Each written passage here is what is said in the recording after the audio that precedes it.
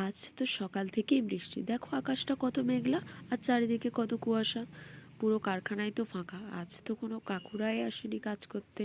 আর এই দুই মহারাজ দেখো, এরা শুধু খেলা করে বেড়াচ্ছে, শুধু খেলছে। এই যে পিলারগুলো দেখছো, সব এরা নষ্ট করছে, যার কারণে আব্বু তো প্রচুর রেগে গেছে। কেউ আজ আসেনি, তাই এদের কত আনন্দ।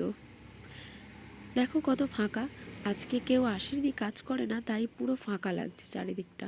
বৃষ্টির কারণে পুরো কাজটাই বন্ধ। আর এদিকে চলে আসলো সবজি ব্যাপারী।